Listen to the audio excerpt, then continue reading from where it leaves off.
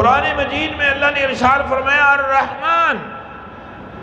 علم القرآن، اس کے بعد کیا ہے خلق الانسان۔ حالانکہ بندہ پہلے پیدا ہوگا پھر قرآن پڑھے گا، یا پہلے قرآن پڑھے گا پھر پیدا ہوگا؟ اور بھائی پہلے پیدا ہوگا نا، یہ بچے پہلے پیدا ہوئے تو جب تو آج حافظ بنے، تو چاہیے یہ تھا کہ یوں کہا جاتا الرحمن خلق الانسان، رحمان نے انسان کو پیدا کیا، پھر کہا جاتا کہ علم القرآن، ساتھ میں قرآن بھی سکھایا۔ مگر اللہ کیا کہہ رہا ہے الرحمن علم القرآن،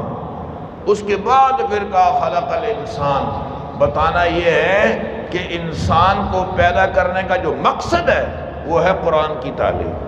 اس کا ذکر پہلے کیا، پیدائش کا تذکرہ بعد میں۔ جیسے پاکستان کا مطلب کیا، لا الہ الا اللہ، اس کا یہ نعرہ پہلے لگا ہے، پاکستان وجود میں بعد میں آیا ہے، یہ بتانے کے لیے کہ پاکستان کے وجود کا مقصد لا الہ الا اللہ کا تحفظ ہے۔ اور الحمدللہ میں نے عرض کیا یہ کام مدرسے کر رہے ہیں، ان کو کرنے دو۔ معاشرے کی، اگر معاشرے پر ڈاکٹر بوجھ نہیں ہے،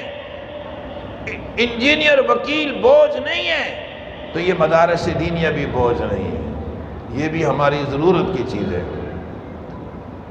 مجھے بہت خوشی ہوئی، میں اس مدرسے کی بنیادوں میں الحمدللہ یہاں آتا رہا ہوں۔ جب ہمارے اکابرین نے یہاں اس ادارے کی بنیاد رکھی تو اس بنیاد والے دن میں تھا، اور مجھے بہت خوشی ہے۔ اس وقت میں ہم یہ سمجھتے تھے کہ یہ اس جنگل میں کون آئے گا، مگر یہ دیکھ کر خوشی ہوئی آج ملک بھر سے الحمدللہ مختلف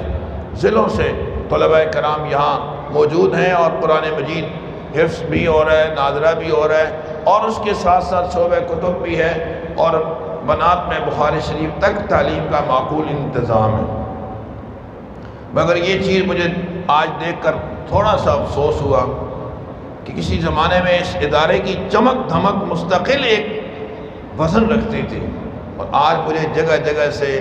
سیمٹ اکھڑی ہوئی، اور کہیں جو ہے وہ در و دیوار متاثر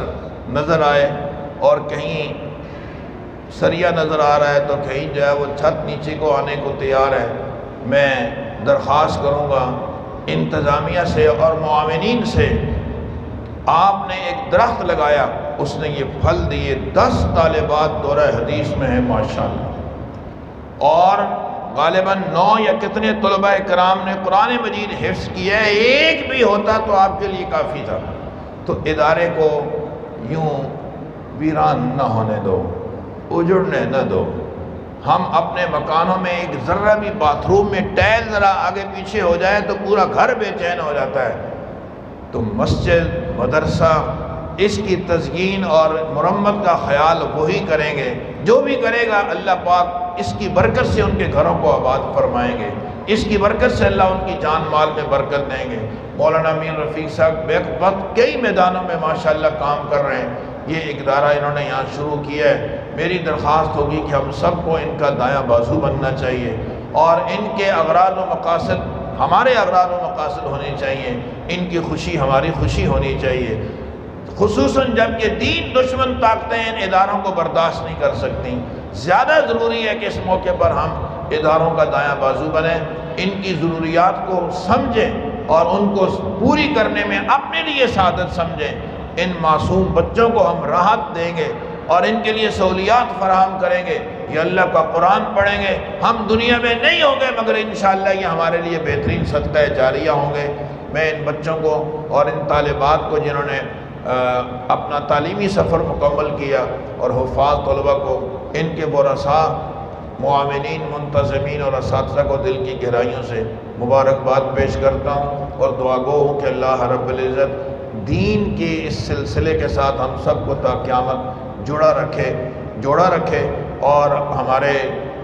بہت سارے اکابر علماء مشائخ مختلف اوقات میں یہاں تشریف لاتے رہتے ہیں، اللہ تعالیٰ ان کی برکات بھی ہم سب کو سمیٹنے کی توفیق نصیب فرمائے۔ آپ نے بہت دیر تک میری باتیں سنی، اللہ تعالیٰ اس کے بدلے میں ہم سب کو بار بار حرمین شریفین کی زیارت نصیب فرمائے۔